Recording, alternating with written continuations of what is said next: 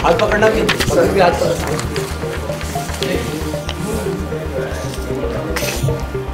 Sir, एक बार थोड़ा सामने देखा। कोका रोड पे एक डस्टर कार में ब्लास्ट की सूचना आई थी और काफ़ी ब्लास्ट के बाद काफ़ी उसमें पैनिक मचने और काफ़ी स्थिति ऐसी कुछ देर के लिए निर्मित हुई कि ऐसा लगा कि कुछ बड़ा ब्लास्ट या कुछ करने का प्रयास किया गया, परंतु गाड़ी की स्थिति और जो सिचुएशन थी मौके की उसको देखने के बाद तत्काल करीब आधे घंटे में ये क्लियर हो गया था कि सिर्फ कुछ डराने का या धमकाने जैसा कुछ प्रयास हुआ है और ऐसा कोई बड़ा एक्सप्लोजिव या कुछ और यूज नहीं किया गया है। नॉर्मल चीज़ें लगा के उसको सिर्फ डराने के प्रयास में किया गया था।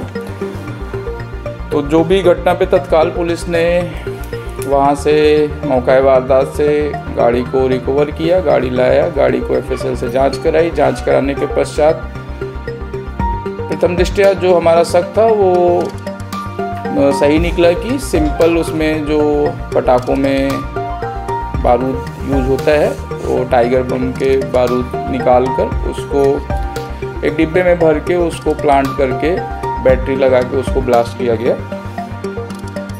वहाँ से फिर हमने हमारा जो डाउट था वो जिनके गाड़ी के ऊपर अटैक किया गया उनसे लंबी पूछताछ की गई कि आखिर क्या कारण है कि आपके ऊपर या आपकी गाड़ी के ऊपर इस तरह का प्रयास किया गया कि सिर्फ ये भय कारित करने के लिए प्रयास हो। तो काफ़ी छानबीन के बाद उनके यहाँ के पूछताछ करने पे उनके यहाँ कितने लोग काम करते हैं, पीछे क्या क्या हुआ है, सारी डिटेल हासिल करने के बाद उसमें एक सस्पेक्ट उनके यहाँ काम करने वाली लेडी थी जो पूजा सिंह करके हैं।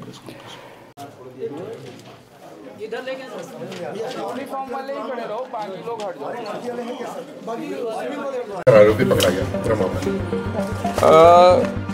कल परसों 2 केसेस थे जो दोनों ही गंभीर किस्म के थे। एक कल शाम को हुआ, कार में ब्लास्ट से एक शहर में सनसनी फैली जिसमें ये लगा कि नई कार ब्लास्ट करके उड़ाने का और ब्लास्ट की घटना सेंसिटिव वैसे ही मानी जाती है चुनाव के दौरान। पुलिस ने तत्काल सूचना पे उस पर अपनी कार्रवाई स्टार्ट की और एफएसएल की टीम के साथ घटनास्थल और कार का जो ब्लास्टिंग का कारण और क्या चीज़ें हो सकती हैं उस पर हमने तत्काल एफएसएल से जांच करके रिपोर्ट ली। तो प्रथम दृष्टया ये पता चला कि कोई गंभीर किस्म का विस्फोट नहीं था। तो उससे ये क्लियर हुआ कि किसी ने डराने के लिए बेसिकली ब्लास्ट किया। जैसे ये क्लियर हुआ हमने फिर से जो उनकी गाड़ी पे प्रयास हुआ था उनको बैठाया, उनसे बहुत डिटेल में पूछताछ, उनके यहाँ काम करने वालों की लिस्ट और सब लिया और जो प्रथम दृष्टया लग रहा था कि किसी ने डराने के लिए किया और बाद में वो सही साबित हुआ और पूरी डिटेल पूछताछ करते हम उनके यहाँ काम करने वाली एक लेडी पूजा सिंह को आइडेंटिफाई किए जिनके पति के साथ इनकी थोड़ी सी अनबन थी और वो विवाद के चक्कर में एक बार पूजा सिंह की जॉब भी गई थी। फिर उसको उठा के ले आए तो थोड़ी देर में उसने जब पूछताछ में उसने स्वीकार कर लिया और पूरी घटना कैसे किया, कैसे उसने ब्लास्ट के लिए तैयारी की और कैसे उसको परफॉर्म किया वो बताया। पूरी घटना के पश्चात उसको अरेस्ट किया गया है और अभी उसको बीएनएस की धारा 324(5) और विस्फोटक अधिनियम के तहत अभी अपराध दर्ज करके जेल भेजा। सर पूरे मामले में विस्फोट होना बड़ी बात है, किस तरह का विस्फोट है और किस तरह का टाइमर सेट? विस्फोट होना बड़ी बात है बट अगर घटना की पूरा छानबीन करके देखें तो इतना जिस लेवल पे कल शोर हुआ है, जिस लेवल पे इसकी सेंसिटिविटी थी, विस्फोट नॉर्मल था।